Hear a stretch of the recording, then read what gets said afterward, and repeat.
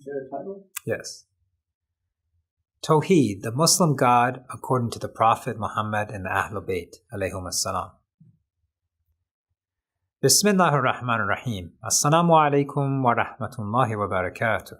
Peace be upon you, brothers and sisters. Welcome back to the Muslim Converts channel.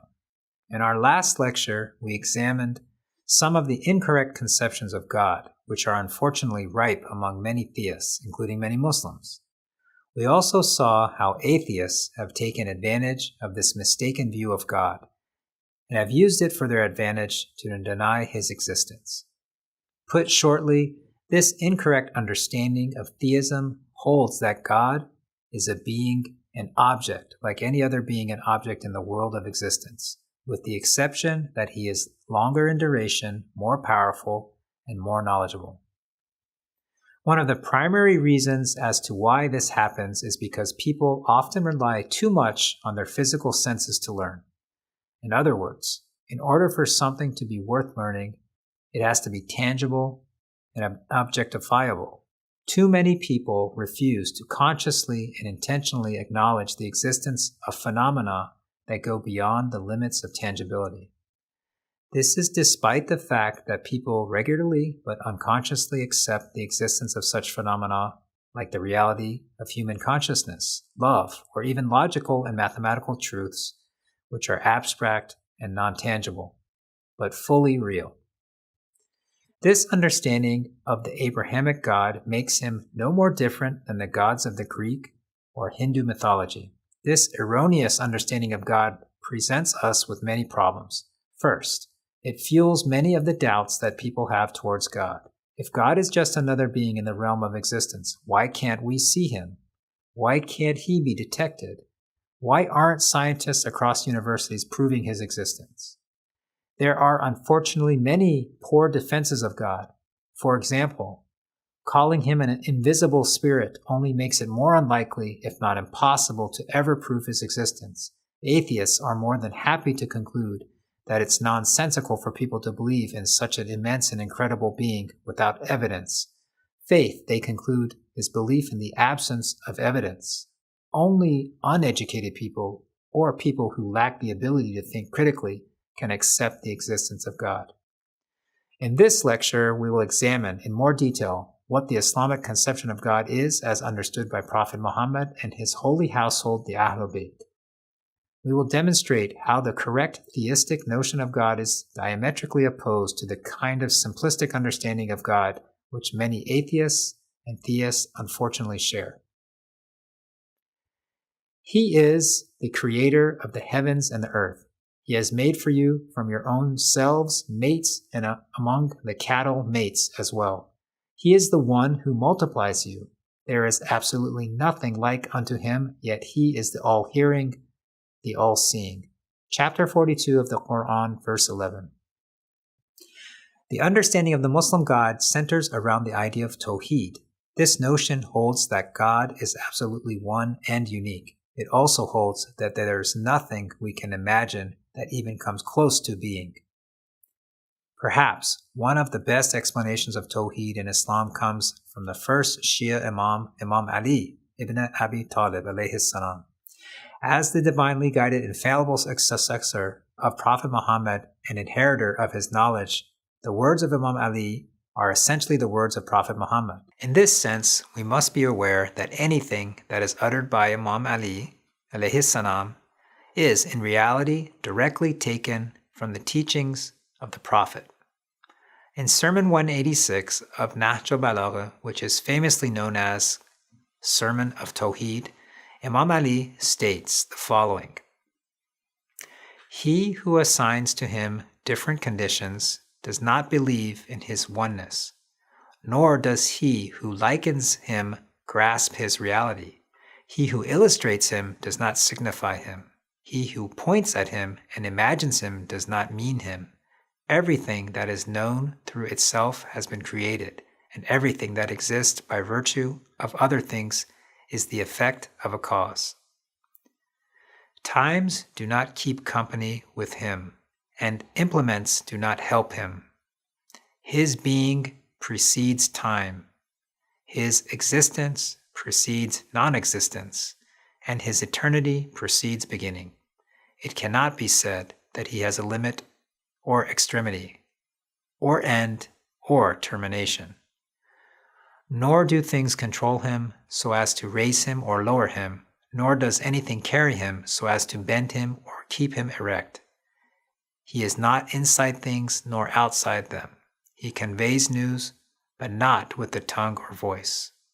He listens, but not with the holes of the ears or the organs of hearing. He says, but does not utter words. He remembers, but does not memorize. He determines, but not by exercising his mind. He loves and approves without any sentimentality of heart. He hates and feels angry without any pain. When he intends to create someone, he says be, and there he is, but not through a voice that strikes the ears. His speech is an act of his creation. His like never existed before. If it had been eternal, it would have been the second God. It cannot be said that he came into being after he had not been in existence, because in that case the attributes of the created things would be assigned to him, and there would remain no difference between them and him.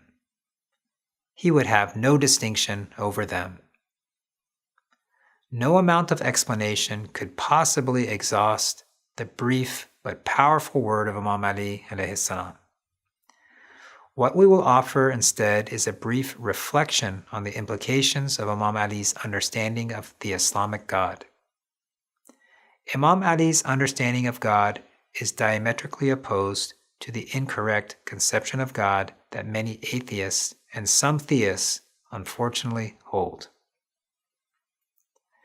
The Muslim God is the transcendent fountain and grounds of all of existence. When Imam Ali says everything that is known through itself has been created, and everything that exists by virtue of other things is the effect of a cause, his existence precedes non-existence, and his eternity precedes beginning. God is the unconditional cause of everything that exists.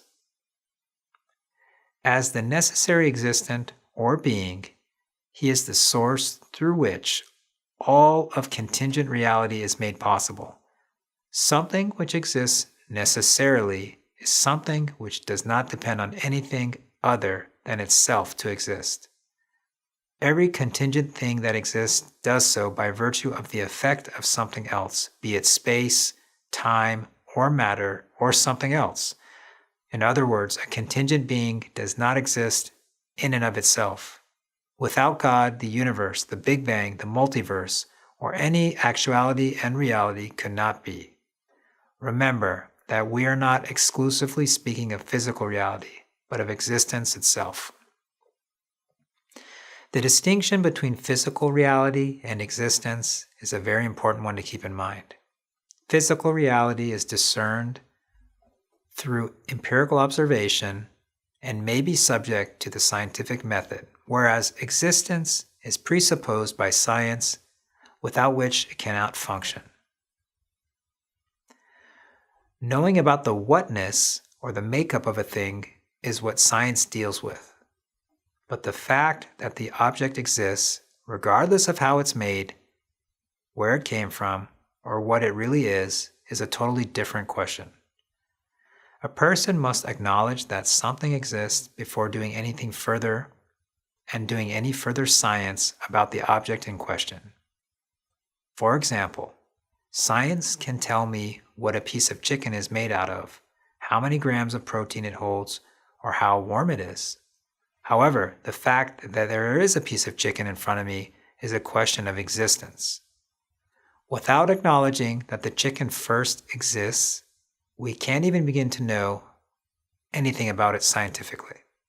This means that existence is not predicted on what we scientifically know about the universe, but upon our consciousness of being.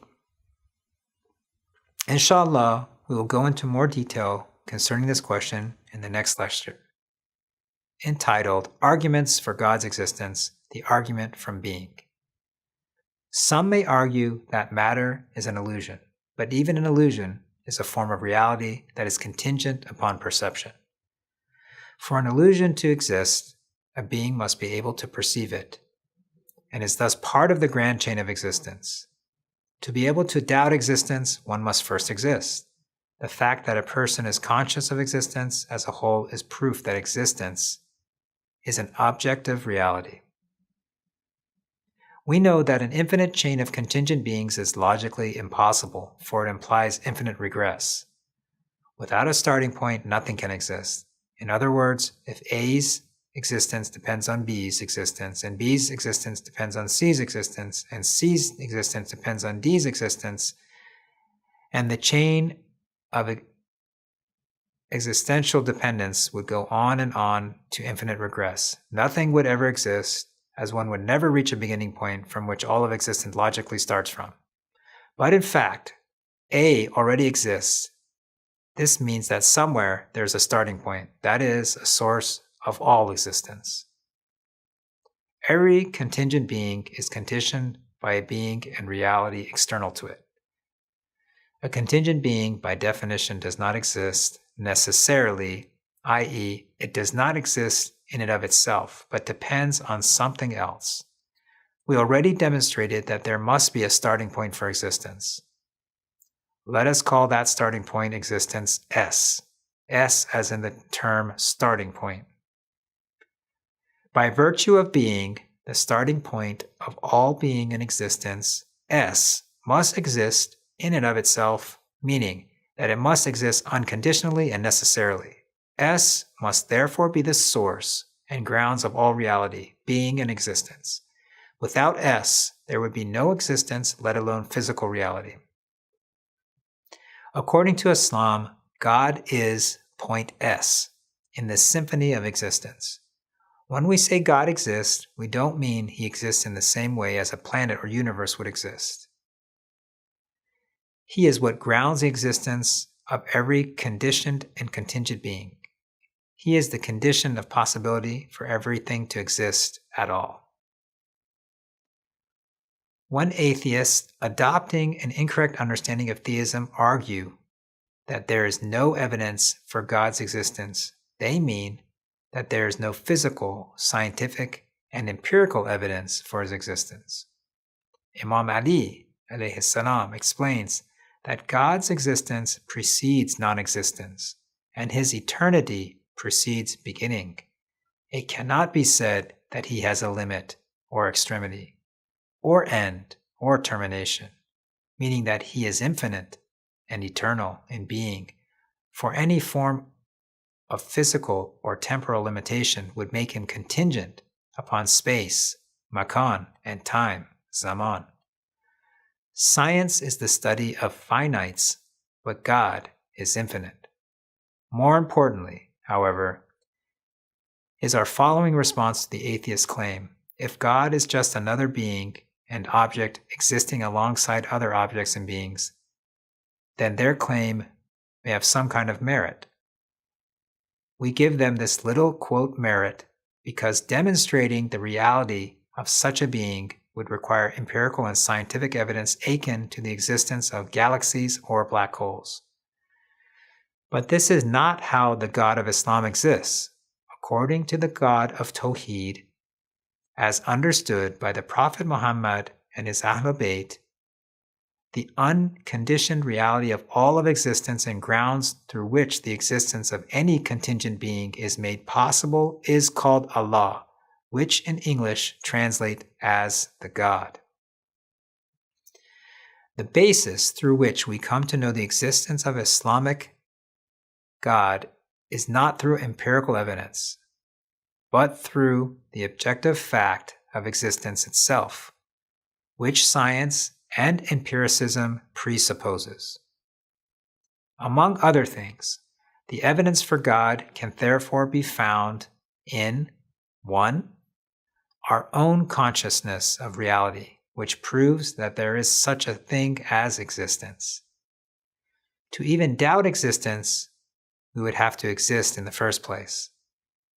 As such, Existence is an objective fact, and as there is, quote, existence, there must be a starting point in the chain of existence.